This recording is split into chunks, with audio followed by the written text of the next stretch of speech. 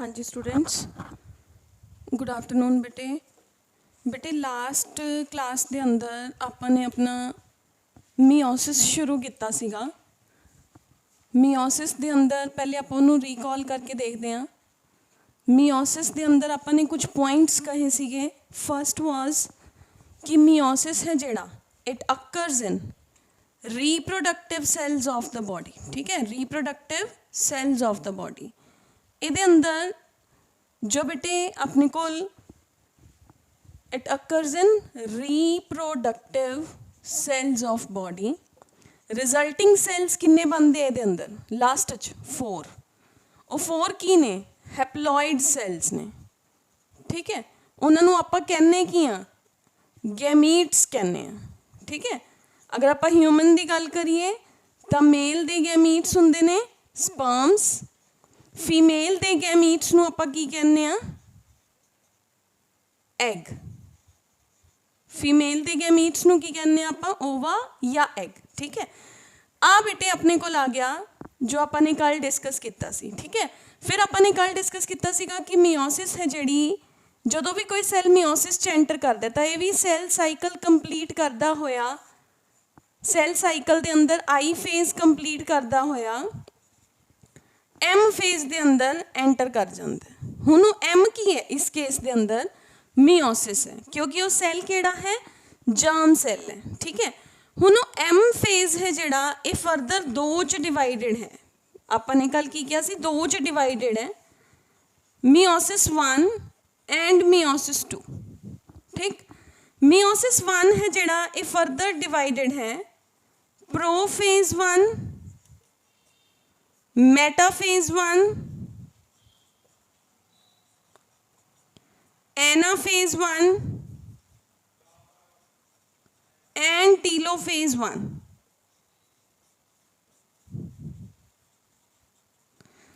Meiosis 2 is further divided into prophase 2, मैं P2 लिख रही हाँ। फिर आपने किया मेटाफेज 2, फिर आपने किया एनाफेज 2, फिर आपने किया जी टीलोफेज 2। ठीक है, तो अपने को pro meta ana and telophase 1 2 3 4 phases हो गए। फिर आपने मियोसिस 1 शुरू की सी गल, इत्थे लिख रही हाँ मियोसिस 1।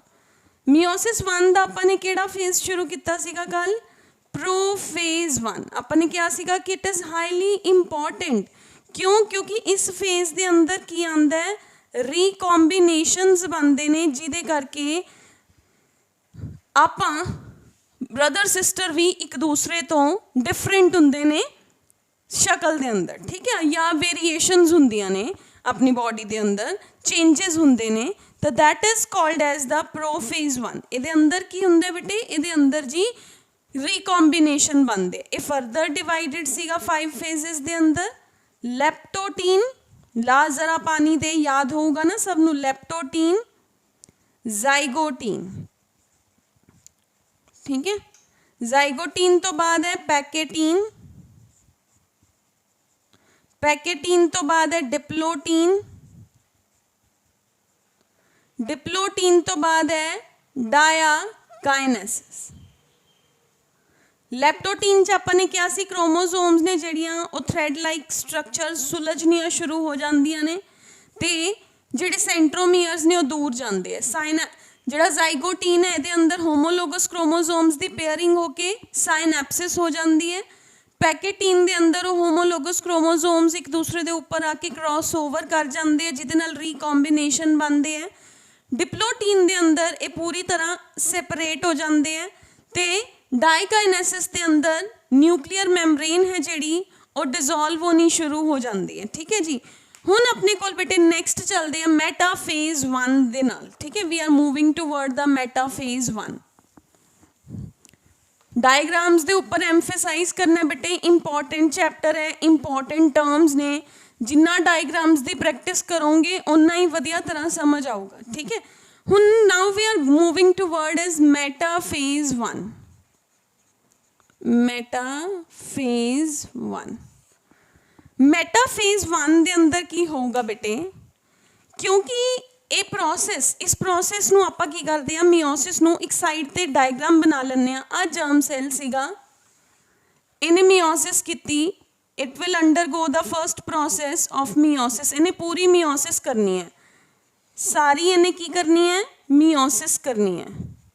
बट जी मीओसिस है वो किहदे अंदर डिवाइडेड है, दो दे अंदर, मीओसिस 1 एंड मीओसिस 2। मीओसिस 1 की, लो जी मीओसिस 1, ए सैल की हो गया रिड्यूस हो गया, इहदा क्रोमोसोम्स का नंबर की हो गया 46 तो 23 हैप्लॉइड हो गया नंबर, क्रोमोसोम्स का नंबर रिड्यूस हो गया 2n तो nn हो गया इन मीओसिस 1। क्लियर? हुण समझो मीओसिस 1 यानी कि जिहड़ा 46 सीगा साइनैप्सिस हो चुकी है, एक होमोलोगस के सामने दूसरी होमोलोगस है, दूसरी के सामने तीसरी होमोलोगस है, ठीक है, वो सब उवें ही ने, ठीक है। हुण अपने को मैटाफेज के अंदर की हुंदा बेटे, इस प्रोसेस के अंदर नेक्स्ट प्रोसेस है मीओसिस 2। आ लो जी मीओसिस 2, मीओसिस 2 के अंदर ये दोनों सेल्स फरदर 23 जिहड़ा नंबर ऑफ सेल्स ने वो प्रोड्यूस कर देंगे, ये पूरी मीओसिस है, ठीक है। This is M2, this is M1, ठीक है। हैप्लॉइड तो बन गया ना, यानी कि M1 है जी ये रिडक्शनल है, M2 है जी वो इक्वेशनल है। बट ओवरऑल अगर आप इत्थों दी इत्थे देखिए तो ओवरऑल तो सैल का नंबर रिड्यूस ही होया ना, तो overall it is called as the reductional division, ठीक है। हुण आ जाओ बेटे आप प्रोफेज 1 डिस्कस कर लिया सी, मैटाफेज 1 डिस्कस कर रहे हैं। मैटाफेज 1 के अंदर की होया, this is metaphase 1, single phase I draw. जिहड़ा उहदा लास्ट फेज सीगा ना डाइकाइनेसिस, उहदे अंदर पहला तो न्यूक्लियर मैम्ब्रेन रप्चर होना शुरू होया, फिर न्यूक्लियर मैम्ब्रेन ने स्पिंडल बना लिया, ठीक है। आपां इत्थे centrioles at the poles, aster rays, spindle है जिहड़ा वो बन गया, एस्टर्स, सेंट्रियोल, स्पिंडल है जिहड़ा वो बन गया, ठीक है, स्पिंडल फॉर्मेशन होगी, ठीक। आ मेरे कोल एक होमोलोगस क्रोमोसोम है, आ इहदे सामने इहदी होमोलोगस क्रोमोसोम है, ठीक है। Now the 1 2 3 4 5 6 7 8 up to 23 chromosomes, they will align themselves in one line। Centre च इक्वेटोरियल प्लेट है, आ रही इक्वेटोरियल प्लेट आप रफ ड्रॉ करते हैं लाइट कलर नाल, आ इक्वेटोरियल प्लेट है, सेंटर च आ गई इक्वेटोरियल प्लेट। इक्वेटोरियल दे एक पासे 23 क्रोमोसोम्स दा अपने कोल एक लाइन बन जाता है, स्ट्रेट लाइन। एक साइड ते अपने कोल की बन जाता है 23 chromosomes, maternal and paternal chromosomes, एवें याद कर लो, ठीक है, मैटरनल एंड पैटर्नल।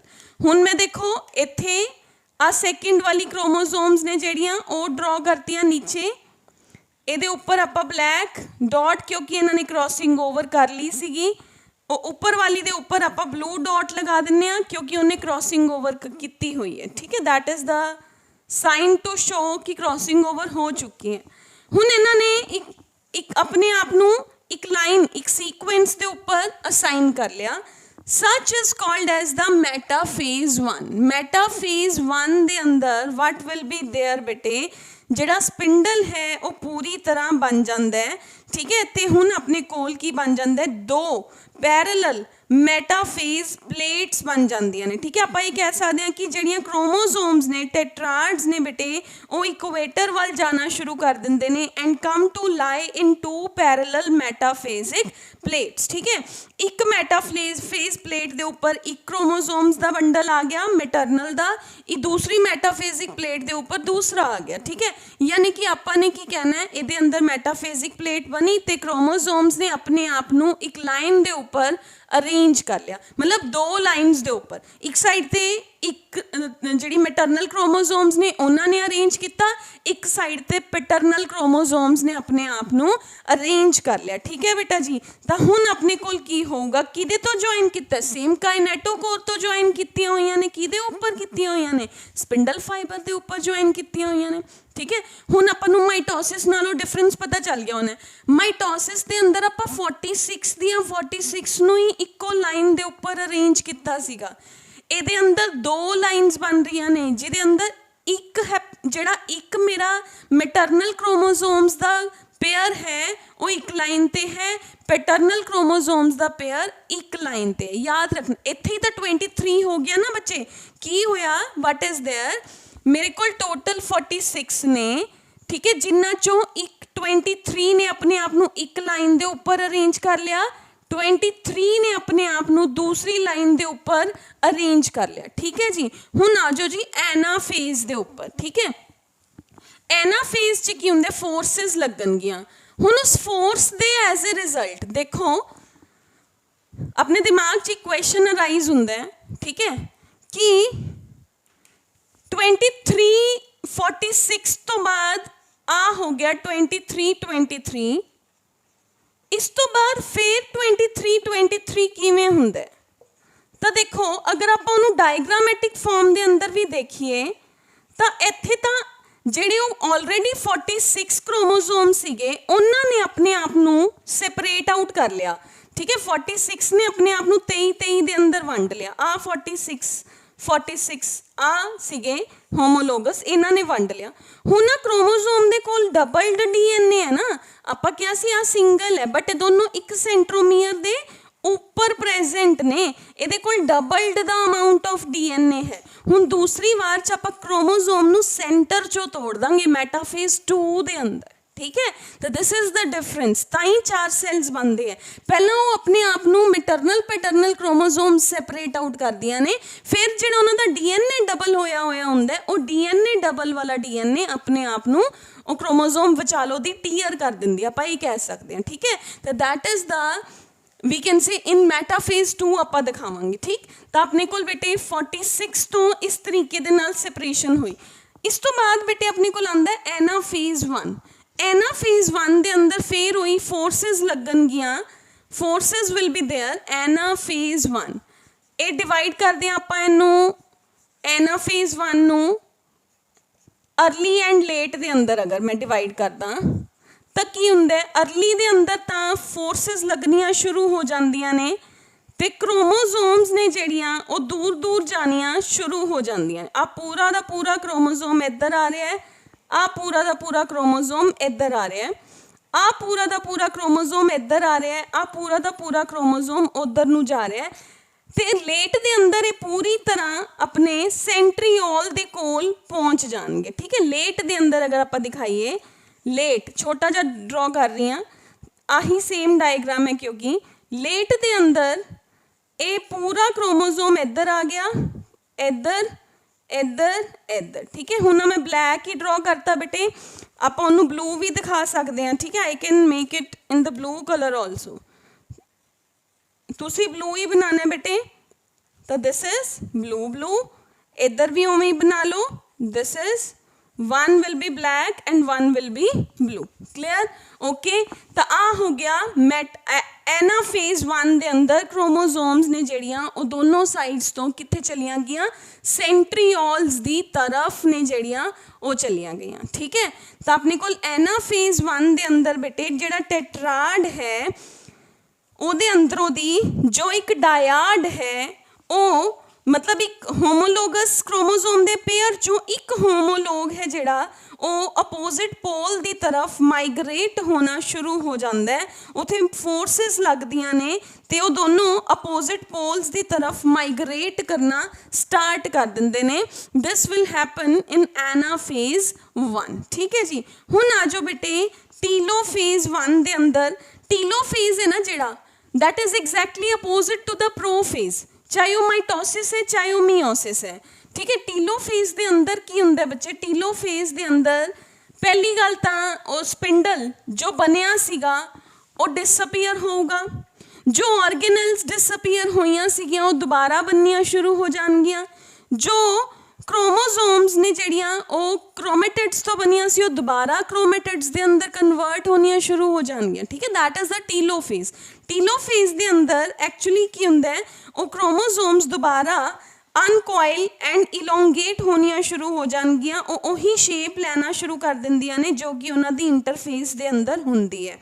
ਸਪਿੰਡਲ ਤੇ ਐਸਟਰਲ ਰੇਜ਼ ਨੇ ਜਿਹੜੀਆਂ ਉਹ ਗ੍ਰੈਜੂਅਲੀ ਡਿਸਅਪੀਅਰ ਹੋਣੀਆਂ ਸ਼ੁਰੂ ਹੋ ਜਾਂਦੀਆਂ ਨੇ ਕਿਉਂਕਿ ਸਾਈਟੋਪਲਾਜ਼ਮ ਦੇ ਅੰਦਰ ਇੱਕ ਕੰਸਟ੍ਰਿਕਸ਼ਨ ਆ ਜਾਂਦੀ ਹੈ। ਉਸ ਕੰਸਟ੍ਰਿਕਸ਼ਨ ਦੇ ਨਾਲ ਜਿਹੜਾ ਇੱਕ ਸੈੱਲ ਸੀਗਾ ਉਹ ਦੋ ਦੇ ਅੰਦਰ ਡਿਵਾਈਡ ਹੋ ਜਾਂਦਾ, ਠੀਕ ਹੈ। There will be the constriction. Telophase ਦੇ ਅੰਦਰ ਕੀ ਹੋਇਆ, ਆ ਕੰਸਟ੍ਰਿਕਸ਼ਨ ਆਣਾ ਸ਼ੁਰੂ ਹੋ ਗਿਆ। ਇਸ ਕੰਸਟ੍ਰਿਕਸ਼ਨ ਦੇ as a result spindle fibres ਨੇ ਆਪਣੇ ਆਪ ਨੂੰ ਰਿਜ਼ੋਲਵ ਕਰਨਾ ਸ਼ੁਰੂ ਕਰਤਾ ਤੇ ਨਿਊਕਲੀਅਰ ਐਪਰੇਟਸ ਦੁਬਾਰਾ बनना शुरू हो गया, ठीक है। सेंट्रीओल्स ने ਜਿਹੜੀਆਂ जो एस्टर्स निकल रहे ਸੀਗੇ ਉਹ ਵੀ ਆਪਣੇ ਆਪ ਨੂੰ ਸਮੇਟਣ ਦੀ ਤਿਆਰੀ 'ਚ ਨੇ, ਠੀਕ ਹੈ। ਉਹ ਵੀ ਆਪਣੇ ਆਪ ਨੂੰ ਵਾਪਸ ਪੈਕ ਕਰਨ ਦੀ ਤਿਆਰੀ 'ਚ ਨੇ ਤੇ ਕ੍ਰੋਮੋਸੋਮਸ ਨੇ ਜਿਹੜੀਆਂ ਉਹ ਵਾਪਸ ਕੋਇਲਡ ਹੋਣ ਦੀ ਸਿਚੁਏਸ਼ਨ ਦੇ ਅੰਦਰ ਆ ਗਈਆਂ, ਠੀਕ ਹੈ। ਤਾਂ ਇੱਥੇ ਆਪਾਂ ਉਹਨੂੰ ਉਵੇਂ ਹੀ ਸੇਮ ਦਿਖਾ ਦਿੰਦੇ ਹਾਂ, one with black colour and one with blue colour, ਕਿਉਂਕਿ ਆਪਾਂ ਇਨੀਸ਼ੀਅਲ ਤੋਂ ਐਵੇਂ ਹੀ ਲੈ ਕੇ ਚੱਲ ਰਹੇ ਹਾਂ। ਤਾਂ ਮੇਰੇ ਕੋਲ ਇੱਕ ਹੋ ਗਈ, ਆ ਇੱਥੇ ਮੇਰੇ ਕੋਲ ਬੇਟੇ ਦੂਸਰੀ क्रोमोसोम आ गई, ठीक है। This will be one and this will be one. ये दोबारा कोइल अप होने की तैयारी च ने ते फाइनली ये इनवेजिनेट हुंदा इत्थों दी दो सैल्स ने जेड़े ओ मेरे कोल बन जाएंगे, ठीक है। अपने कोल किन्ने सैल्स बन गए, दो सैल्स बन जाएंगे, क्लियर। तो this will be the end of the telophase one. हुण देखो टीलोफेज वन है जेड़ा, ਇਹਦੇ ਤੋਂ ਬਾਅਦ ਅਗਰ ਤੁਹਾਡੇ ਦਿਮਾਗ 'ਚ ਇੱਕ ਇਕੁਏਸ਼ਨ ਆ ਰਿਹਾ ਕਿ ਟੀਲੋਫੇਜ਼ ਤੋਂ ਬਾਅਦ ਕੀ ਸੈੱਲ ਸਾਈਕਲ ਦੁਬਾਰਾ ਹੋਊਗਾ, ਨਹੀਂ ਬੇਟੇ ਸੈੱਲ ਸਾਈਕਲ ਦੁਬਾਰਾ ਨਹੀਂ ਹੋਊਗਾ। ਉਹਨੇ ਆਪਣੀਆਂ ਆਰਗੇਨਲਸ ਆਲਰੇਡੀ ਡਬਲ ਕਰ ਲੀਆਂ ਨੇ, ਡੀਐਨਏ ਆਲਰੇਡੀ ਡਬਲ ਹੋ ਚੁੱਕਿਆ ਸੀਗਾ। ਤਾਂ ਇਹ ਵਾਲੇ ਜਿਹੜੇ ਦੋ ਸੈੱਲਸ ਨੇ ਨਾ ਇਹ ਬਹੁਤ ਸ਼ਾਰਟ ਟਾਈਮ ਲਈ ਇੱਕ ਪ੍ਰੋਸੈਸ ਕਰਦੇ ਨੇ ਬੇਟੇ, they will undergo for a short process ਜਿਹਨੂੰ ਆਪਾਂ ਇੰਟਰਾਮਿਓਟਿਕ इंटरफेज कह सकते हैं या इंटरकाइनेसिस कह सकते हैं। These two cells will now undergo inter मतलब विचाले इंटरमियोटिक इंटरफेज, ठीक है। ਇਹਦੇ अंदर थोड़ी बहुत मल्टीप्लीकेशन होंगी है, जिमें सेंट्रीओल्स ने मल्टीप्लाई करना है तो सेंट्रीओल्स विल मल्टीप्लाई, ठीक है। बाकी सब कुछ तो ऑलरेडी डबल्ड सिचुएशन के अंदर ही प्रेजेंट है। तो इंटरफेज जिहड़ा है कोई नहीं हुंदा बेटे बिटवीन मियोसिस 1 एंड मियोसिस 2, एक ब्रीफ इंटरफेज हुंदा है जिन्हों आपां इंटरकाइनेसिस कह दिंदे आ, ठीक है। वो भी कुछ केसेस दे अंदर, ठीक है। ਇਹਦੇ अंदर दोबारा कोई क्रोमोसोम्स की रेप्लीकेशन नहीं हुंदी, ठीक है। सिर्फ अपने कोल जिहड़े सेंट्रीओल्स ने उन्हां दी डुप्लीकेशन है जिहड़ी वो हुंदी है ते अपने कोल मियोसिस 2 है जिहड़ा वो शुरू हो जाता है, ठीक है। द सेल्स इन्हां दे अंदर क्रोमोसोम्स की ज़्यादा इंटरवीनिंग है जिहड़ी वो भी नहीं हुंदी, बहुत ज़्यादा कोइलिंग स्टेट के अंदर आनगियां ही नहीं। Chromosomes will not come to the exactly like that कि वो बहुत कोइल्ड स्टेट के अंदर आती है नहीं, क्योंकि उन्होंने पता है कि असी नाल दी नाल दोबारा फिर डिवाइड करना है। दैट इज़ वाई वो पूरा कोइल्ड पोजीशन के अंदर आनगियां ही नहीं, क्लियर। हुण अपने कोल बेटे आही दोनों दे दोनों सैल्स ने जेड़े दे विल अंडरगो द मियोसिस 2, ठीक है। मियोसिस 2 है जेड़ा that is further divided into again prophase 2, metaphase 2, anaphase 2 and telophase 2। कुछ जगह ते ये भी लिखा होंदा है कि मियोसिस 2 है ना जिहड़ी that is just like the mitosis. वो प्रोसेस तो माइटोसिस की तरह ही है, ਇਹਦੇ अंदर भी इक्वेशनल डिवीजन है, क्योंकि हुण अपने कोल दो सैल्स ने जिन्हां दे अंदर 23 नंबर क्रोमोसोम्स ने। आ मेरे कोल दो सैल्स बन गए सी लास्ट च, ठीक है। आ मेरे कोल दो सैल्स बन गए लास्ट दे अंदर, इन्हां दोनों दे कोल 23 है, ठीक है, क्रोमोसोम्स का नंबर। ये फर्दर जाएंगे, they both will undergo the meiosis 2, ठीक है। दोनों cells they will undergo the meiosis 2। मैं इको दी ही डायग्राम ड्रॉ करूँगी, ठीक है, क्या ताकि अपन समझना आसान होए। बट ये वाला सेल भी नाल नाल मियोसिस 2 कर रहा होगा। लास्ट दे अंदर अपने कोल टोटल किन्ने सेल्स बननगे, 4 बननगे। तो मियोसिस 2 नूं आपां इक्वेशनल डिवीजन कह दिंदे आ। इक्वेशनल डिवीजन तां कह दिंदे क्योंकि माइटोसिस के अंदर भी तो क्रोमोसोम्स का नंबर लास्ट 46 रह गया सी, ਇਹਦੇ अंदर भी क्रोमोसोम्स का नंबर 23 तो 23 रह गया, ठीक है। बट डिफरेंस किथे है, ਇਹਦੇ ਅੰਦਰ ਤਾਂ ਡਿਪਲੋਇਡ ਨੰਬਰ ਡਿਪਲੋਇਡ ਹੀ ਰਹਿੰਦਾ ਹੈ ਬੇਟੇ, ਬਟ ਮੀਓਸਿਸ 2 ਦੇ ਅੰਦਰ ਉਹ ਨੰਬਰ ਹੈਪਲੋਇਡ ਹੋ ਜਾਂਦਾ ਹੈ।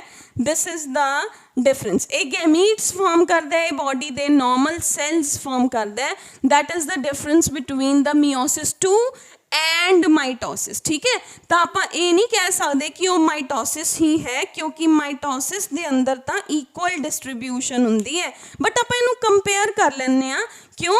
क्योंकि जी ये अंदर भी तो सेम नंबर ऑफ सैल्स है, बट आप ये नहीं देखते कि जो माइटोसिस है वो अंदर तो एग्जैक्टली सैल डिवीजन तो बाद एक सैल ने माइटोसिस की सी, ये तो पहला तो बेचारा कोई सैल साइकिल ही नहीं आया हैगा। ठीक है, इंटरकाइनेसिस वाला फेज आया, शॉर्ट पीरियड आया है कि सेंट्रीओल्स डुप्लीकेट हो जो, बाकी तो सब कुछ डबल्ड पिया ही है। ठीक है, तो that is the mitosis and meiosis 2। ठीक है, हुण देखो बेटे मियोसिस 2 की नसैसिटी की सी? मियोसिस 2 की नसैसिटी ये सी बेटे, क्योंकि क्रोमोसोम्स का नंबर हजे भी एग्जैक्टली हैप्लॉइड नहीं होया, क्रोमोसोम्स का नंबर तो हाफ हो गया सीगा मियोसिस 1 के अंदर। हुण आपां सोचांगे कि मियोसिस 2 क्यों हुई, माइटोसिस की तरह इको ही प्रोसैस क्यों नहीं रही? तो बेटे क्रोमोसोम के कोल हजे भी तो उन्होंने नंबर हाफ होया, लेकिन उन्होंने कोल जिहड़ा DNA डबल हो गया सीगा, वो DNA हाफ नहीं होया। आपां नूं डबल अमाउंट ऑफ DNA थोड़ी चाहिए है नैक्सट सैल के अंदर, आपां तो उन्नी ही अमाउंट चाहिए है जिन्नी रिक्वायर्ड है, तो आपां नूं फालतू का DNA नहीं रिक्वायर्ड हैगा। तो इस चक्कर के अंदर इस चीज़ नूं इस कंडीशन नूं क्लीयर करन दे लई नैक्सट जनरेशन है जिहड़ी ओहो बनती है ये अंदर, दैट इज मियोसिस 2। क्लियर? तो मियोसिस 2 के अंदर हुण देखो मियोसिस 2 इज ये अंदर नो सेल साइकिल वाला interphase I phase will be there, only a short inter meiotic phase will be there. उस फेज के अंदर सिर्फ सेंट्रीओल्स मल्टीप्लाई करनगे। ठीक है जी, हुण मेरे को लास्ट चा 2 सैल्स सीगे, आ 2 सैल्स ने। ठीक है, आ 2 सैल्स ने, आपां इन्हां 2 सैल्स के अंदर मियोसिस 2 करनी है।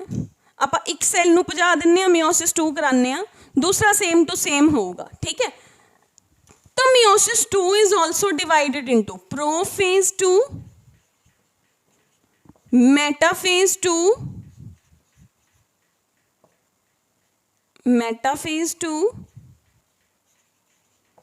एनाफेज 2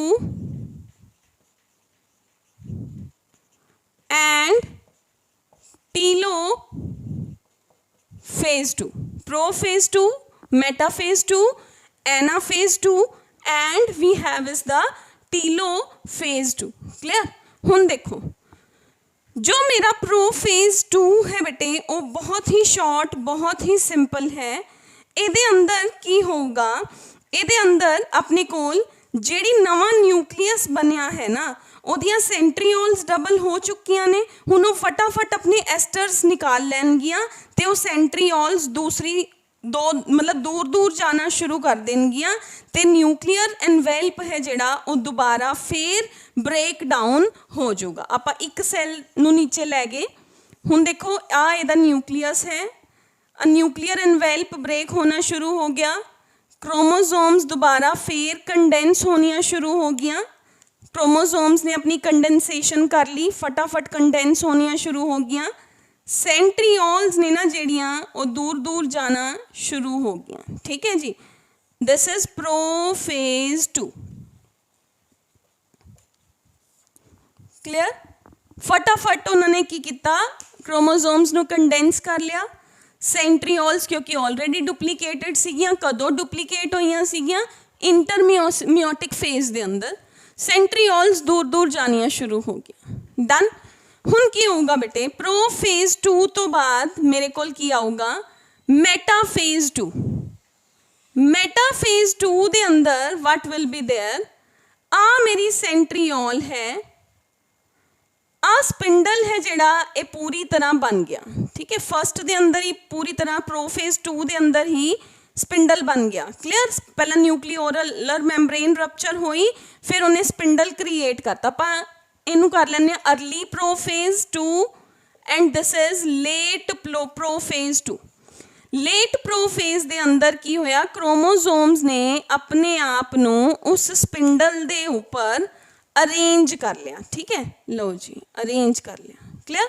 हुण की होऊगा बेटे, नाउ मेटाफेज दे अंदर ਜਿਹੜੀਆਂ क्रोमोसोम्स ने मेटाफेज 2 ਦੇ अंदर now they will lie on the metaphasic plate. Single metaphasic plate बनूगी क्योंकि एक इस सेल च बनूगी, एक इस सेल च बनूगी।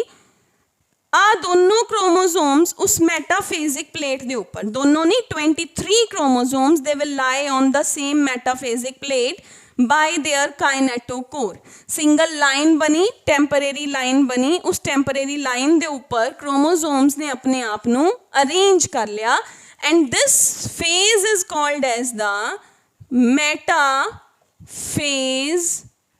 2।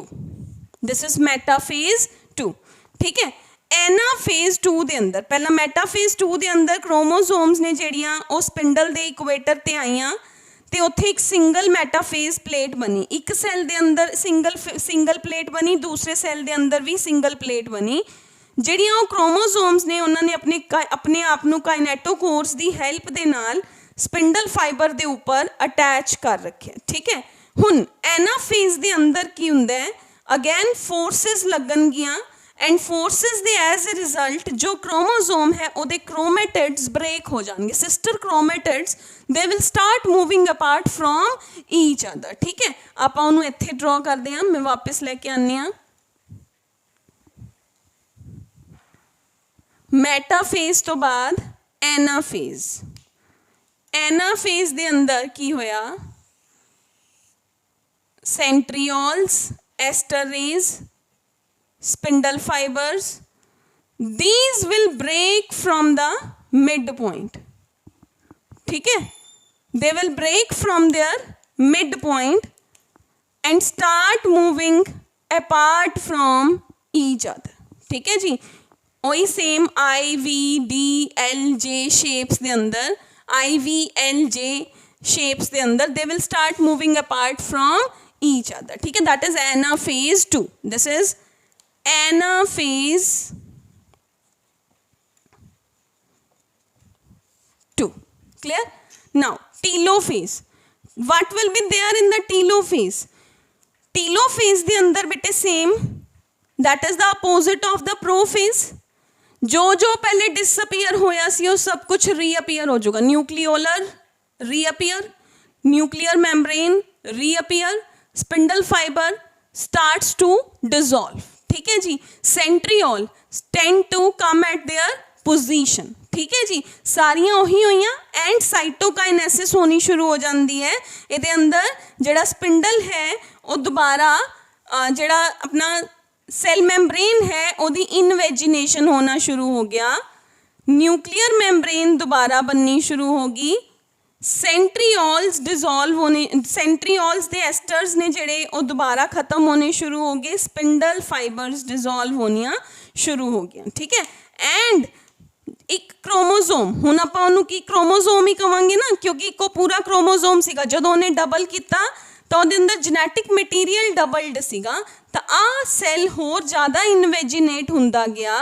This will be more invagination and finally अपने कोल 2 सैल्स ने जेड़े वो बन गए। 2 एक सैल तो बननगे ते 2 मेरे कोल दूसरे सैल तो फॉर्म होंगे। Total number of the cells will be in the end of the meiosis 2 is 4। Total number of the cells will be 4। 4 total cells ने जेड़े वो बननगे, ठीक है जी। तो ये अंदर अगर वो एनीमल सैल है तो सेम फरोइंग मैथड के नाल डिवाइड हो जाऊगा। अगर वो प्लांट सैल है तो अपने कोल की हो जाता है, सेम अपने कोल what we have is the, आप पहले भी दस चुके हैं, तो अपने कोल सेम सैल प्लेट मैथड के नाल डिवाइड करेंगे, ठीक है। तो इनू आप साइमल्टेनियस डिवीजन भी कह दिंदे आ, क्योंकि फटाफट जिहड़ा है फस्ट मियोसिस हुई, फिर अपने कोल सैकेंड मियोसिस ਹੋਊਗੀ। ठीक है जी, ਤਾਂ बेटे ਅੱਜ ਆਪਾਂ ਲੈਕਚਰ ਸ਼ਾਰਟ ਆਪਣੇ ਕੋਲ ਇੱਕ ਵਾਰੀ ਫੇਰ ਇਹਨੂੰ ਕੰਸੀਡਰ ਕਰਦੇ ਹਾਂ, ਫਿਰ ਮੈਂ ਆਪਣੀ ਗੱਲ ਪੂਰੀ ਕਰਦੀ ਹਾਂ। ਤਾਂ ਸੇਮ बेटे ਕੀ ਹੋਇਆ, ਇੱਕ ਸੈੱਲ ਚੱਲਿਆ, ਇੱਕ ਜਰਮ ਸੈੱਲ ਸੀਗਾ, ਉਹ ਕਹਿੰਦਾ ਵੀ ਮੇਰੇ ਅੰਦਰ ਨਿਊਕਲੀਅਰ ਮਟੀਰੀਅਲ ਅਗਰ ਇੰਨਾ ਹੀ ਰਹੂਗਾ ਤਾਂ ਮੇਰੀ ਨੈਕਸਟ ਜਨਰੇਸ਼ਨ ਦੇ ਅੰਦਰ ਕ੍ਰੋਮੋਸੋਮਸ ਨੇ ਜਿਹੜੀਆਂ ਉਹ ਜ਼ਿਆਦਾ ਹੋ ਜਾਣਗੀਆਂ। ਗॉड ਨੇ ਉਹਨੂੰ ਕਿਹਾ ਚਲੋ ਠੀਕ ਹੈ, I will resolve your problem. ਤਾਂ ਗॉड ਨੇ ਕੀ ਕੀਤਾ, ਉਹਦੇ ਕ੍ਰੋਮੋਸੋਮਸ ਦਾ ਨੰਬਰ ਜੋ ਕਿ 2n ਸੀਗਾ ਉਹਨੂੰ ਹਾਫ ਕਰਤਾ, ਜੋ ਉਹਦਾ ਪਾਰਟਨਰ ਦਾ ਕ੍ਰੋਮੋਸੋਮਸ ਦਾ ਨੰਬਰ ਸੀ ਉਹ ਵੀ ਹਾਫ ਹੋ ਗਿਆ, ਤਾਂ ਕਿ ਨੈਕਸਟ ਜਨਰੇਸ਼ਨ ਦੇ ਅੰਦਰ ਉਹ ਕ੍ਰੋਮੋਸੋਮਸ ਦਾ ਨੰਬਰ ਮੇਨਟੇਨਡ रहे, 46 ਦਾ 46 ਹੀ ਰਹਿਣਾ ਚਾਹੀਦਾ ਹੈ। ठीक है जी बेटा जी, ਤਾਂ ਆਪਣੇ ਕੋਲ ਪਹਿਲਾਂ ਮਿਓਸਿਸ 1 ਹੋਈ। ਮਿਓਸਿਸ 1 ਕੰਪਲਿਕੇਟ ਹੈ ਕਿਉਂਕਿ ਉਹਦੇ ਅੰਦਰ ਰੀਕੰਬੀਨੇਸ਼ਨ ਹੁੰਦੇ ਹੈ, ਤਾਂ ਰੀਕੰਬੀਨੇਸ਼ਨ ਹੋਣ ਲਈ ਮਿਓਸਿਸ 1 ਹੁੰਦੀ ਹੈ। This is the significance of meiosis 1। ਅਗਰ ਆਪਾਂ ਨੂੰ ओवरऑल आए तो आप कहेंगे सिग्निफिकेंस ऑफ मियोसिस की है, गैमीट्स बनते हैं। फिर आप की कहेंगे ये अंदर चेंजेस आते हैं, नवे नवे कॉम्बीनेशनस बनते हैं। अगर आपको कल्ला मियोसिस 1 का पूछा जाए सिग्निफिकेंस, तो रिकॉम्बीनेशन फॉर्मेशन लई मियोसिस 1 जरूरी है, तो हैप्लॉइड फॉर्मेशन लई मियोसिस 1 जरूरी है। क्लियर। मियोसिस 2 का की फायदा है कि जिहड़ा क्रोमोसोम्स का नंबर सी वो तो रिड्यूस होया सी, लेकिन जो DNA का अमाउंट डबल होया सी सैल साइकिल के अंदर, वो अमाउंट तो हाफ नहीं होया ना, उस अमाउंट नूं भी तो सैट करो ना। तो उस अमाउंट नूं सैट करन लई अपने कोल की होया, मियोसिस 2 होया। Total number of the cells will be 4 in the end. ठीक है। मेल दी बॉडी के अंदर वो चारों दे चारों स्पर्म्स एक्टिव होंगे है, चाहे वो प्लांट है, प्लांट के अंदर भी चारों दे चारों गैमीटोफाइट्स ने जेड़े पोलन ग्रेन्स बनते हैं, they all will be active, but not in case of the females in plant. That is the जोड़ा आप फीमेल ओवरी पार्ट प्लांट च करते हैं वो, तो ह्यूमन फीमेल सैल्स 4 ही बनते हैं, बट उन्होंने 3 सैल्स मियोसिस के as a result 4 cells will be formed, but उन्होंने 3 सैल्स ने जोड़े वो डीजनरेट होंगे ने, only 1 cell will be active, egg और ओवम। ठीक है बेटा जी। तो अपने को दिस इज द डिफरेंस। ठीक है। मियोसिस ते माइटोसिस के अंदर डिफरेंसिस आप नैक्सट क्लास च देखांगे। वैसे मैं तुहानू नाल नाल क्लीयर करते, बट हुण आपां एक सिग्निफिकेंस नू थोड़ा जिहा डिटेल च करांगे। Significance of meiosis 1, significance of meiosis 2, फिर ओवरऑल सिग्निफिकेंस ऑफ मियोसिस। वैसे आप वो भी डिस्कस कर ली नाल नाल, बट उन्होंने एक वधिया तरीके दे नाल डिस्कस करांगे। Significance of meiosis 1, significance of meiosis 2 and necessity of meiosis 2 and overall significance of meiosis discuss करांगे। ठीक है। तो अपना चैप्टर जिहड़ा है बेटे वो पूरा हो जाऊगा इहदे नाल। एक लैक्चर आपां होर लगावांगे on these, that is significance of meiosis, differences between meiosis and mitosis, what is the significance of meiosis 2। ठीक है। तो ये चीज़ां आपां नूं पता होनियां चाहिदियां ने। इन नैक्सट क्लास आपां ये सारा कंप्लीट कर लांगे, ईजी जा ही होगा, छोटू जा लैक्चर बनूगा, 20 to 25 minutes I think so. ठीक है। मैक्सिमम 30 मिनट्स, उस तो ज़्यादा टाइम नहीं लगाऊंगी। ठीक है। मैक्सिमम टू मैक्सिमम 30 मिनट्स का नैक्सट लैक्चर करांगे। ठीक है। तो इनू बेटे कंप्लीट कर लियो इस चैप्टर नू। फिर आपां इहदियां सेम है डायग्राम्स ड्रॉ करके मैनू सेंड करनियां ने, then we will move on to the next chapter। ठीक है। Thank you so much.